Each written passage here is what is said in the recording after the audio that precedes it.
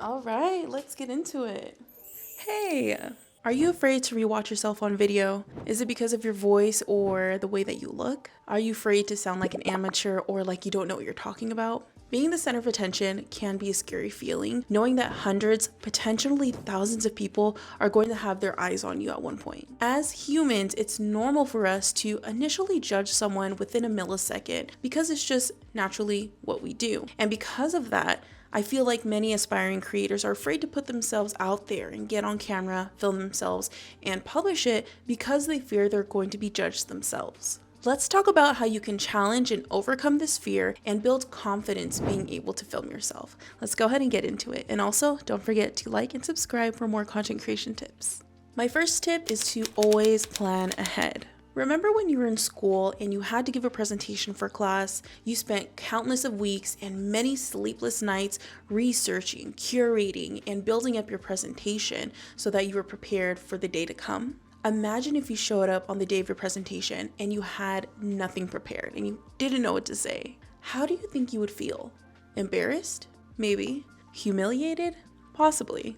But given that you actually took the time to do your work and you were prepared for your presentation, what actually happened that day? You were probably nervous leading up to it and maybe even during your presentation, but you had more confidence in what you had to say and what you were presenting because you were prepared the day of your presentation. Being on camera and being on YouTube is the same thing. Have a script or an outline of what you want to talk about in your video, and if you don't know enough about the topic, then simply just do tons of research beforehand. It's always better to be over-prepared than under-prepared, so you can have all your ducks lined up in a row and you're prepared to go when it's time to film. My second tip is to be hyper-aware of your body language.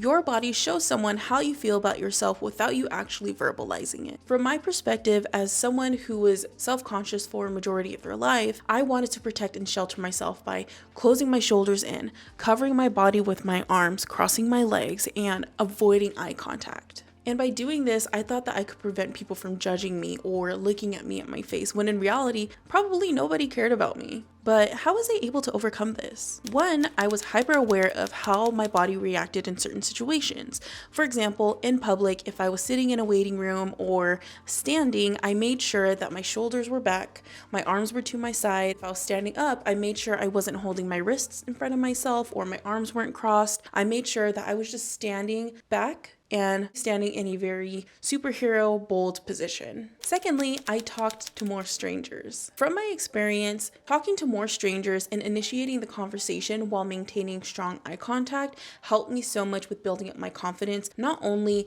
with filming on camera, but also being able to be confident in who I was talking to strangers in general. It assisted with developing my social skills and also being able to be comfortable with being by myself. When you're out doing regular errands and just doing regular daily things, I recommend to engage with more people if the opportunity presents itself. For example, ask the cashier at the grocery store how their day was before they ask you. If you're waiting at Starbucks, ask somebody what they ordered or what they recommend. When you're ordering food, ask the person behind you what they would recommend for the menu. The key here is to initiate conversation, to converse without shrinking down, and to maintain eye contact.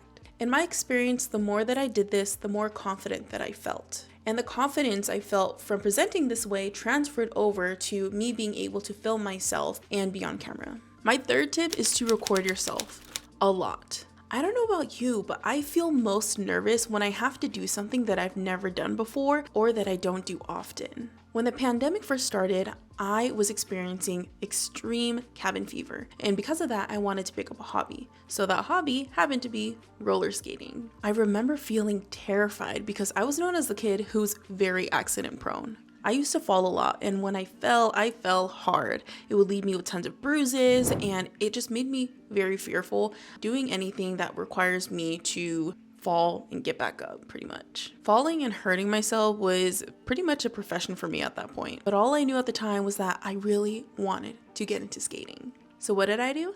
I bought myself a pair of classic outdoor skates and I started to skate. Did I get it on the first try? Definitely not. Did I get it on the second try? No, not even close.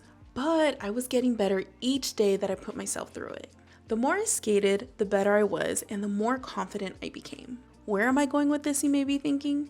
Repetition builds confidence. Filming yourself will feel awkward at first and it won't be perfect. probably ever, but you build confidence through the act of doing. And not only that, but recording yourself a lot will get you used to seeing yourself on camera. And the more you get used to being on camera, the more comfortable you become with it and the more okay you are with just seeing yourself on video in general. My fourth tip is to praise yourself. It's easy for us to quickly critique ourselves, some more harsh than others. And sometimes we think we're doing ourselves a service by calling ourselves out and trying to find ways to improve, when in reality and for the most part, we're just being too harsh on ourselves. Now, reviewing your work and seeing what's not working and improving from that is one thing, but to judge yourself harshly where it's not needed is something that I recommend to just toss out the window because it's not needed for your content creation process. So instead of judging yourself after pressing record, instead start to praise yourself after every single video. I challenge you to watch back every single video that you record and praise yourself even if you don't like it. Tell yourself that you did an incredible job and then explain how proud of yourself you are. It may feel weird at first, but it's really important that you're leaning into giving yourself a positive self-image rather than negative self-judgment.